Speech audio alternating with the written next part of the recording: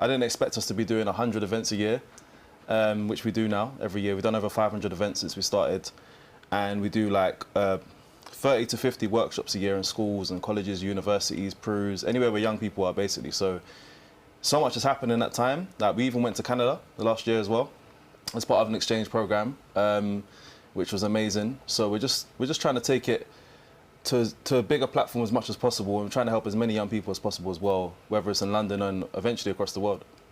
And Jayda, how did you get involved with the charity? I initially was following them on Instagram, and then the opportunity came up for workshop training. So I got in touch with Rags and he invited me down to do that. And from then I've just been given other opportunities to perform and kind of improve my spoken word performance techniques and things like that. What is it about spoken word that can help young people? I feel like spoken word gives a voice to the voiceless. I mean, so many young people are marginalised in what they think and what they speak about, and a lot of people don't really care about what they say or think. We're the complete opposite. Like, the young people are the future. So for me, spoken word gives you a voice, and it allows you to be in a room and have a voice without being judged, which is very important, you know what I'm saying, especially with a lot of things that young people are going through at the moment.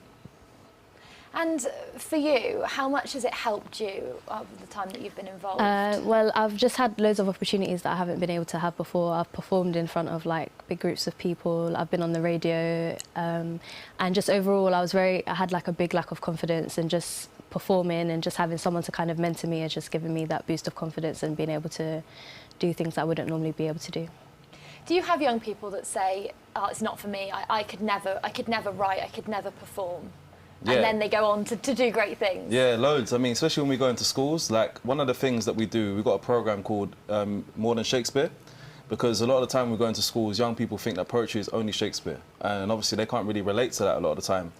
Whereas when we go there and we show them what spoken word is, they find it really relatable, and then they realise that, hey, actually this is something I can get involved in and something I would want to do myself. So I think we're kind of breaking down those barriers as well, especially in schools. And speaking of the themes, you know, in Shakespeare, they might not think they can relate to it, but once you unlock that and can get into the whole poetry of it, actually they're really timeless themes, aren't they? Yeah, it's just the language they're not used to. That's the main thing, you know. So we try to say it in a language they can understand. Yeah. Yeah. And are you going to be performing? Obviously, you're doing the Friday nights now. Are you going to be performing as part of that? Yes, I'll be performing on the first event, the first month of that event. And do you want to give us a little snippet of what you're going to be doing? Yeah, sure. Still black British, though I'm third generation living. Never touched Caribbean sands, never bathed in African seas. Still have to decide if I'm African, though I don't have its tongue. Caribbean, though I can't handle its rum. Still black British, though it's the only place home to me. My skin precedes my nationality. Do I resent this undying label, or simply marvel that I'm able to survive with the Carib and the African and the colonial blood in me, each fighting for their right to be alive? Really powerful words. Thank you. How long did it take you to write that? Not very long, maybe about an hour. Wow, yeah. And do you find sometimes things will just sort of come to you very naturally? Yeah, I either have like complete writer's block, or I just have like a block of days where I can write like 5 poems or something like that. Yeah. And how is it for you seeing young people being able to take this on and do things like Jayda can do? It's really like rewarding, you know, it's really rewarding to see. And as a young person, like when I was Jayda's age and even younger, I didn't have that platform to, you know, to feel like I can be myself. So I feel like it's really important that that I've been able to provide that, because it's something I needed as a young person that I didn't have. So yeah, it's amazing to see what they can create from nothing as well. A lot of the time I'm just there giving them direction, and they've got the talent inside them. I'm just trying to help them bring it out of them. And obviously, marking 5 years, you are launching these Friday nights, end of every month. Yeah, Theatre Peckham. How's that going to work? What's it going to be?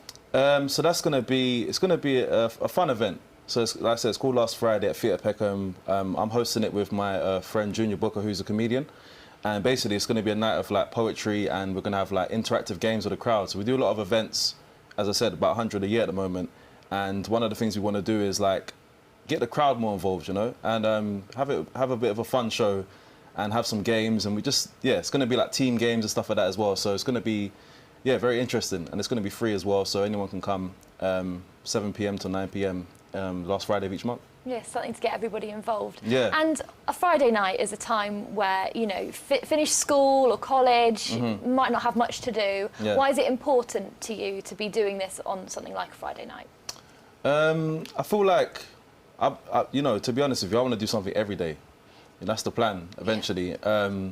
So it's just another program we can add to what we're already doing. And it's something different to what we're doing already. So I feel like starting the weekend in the right way, with a positive mindset, and going into it having fun is a great thing, you know, starting the weekend. Like after you finish, especially if you finish work or college or uni, like you're saying, it's a nice way to start the weekend.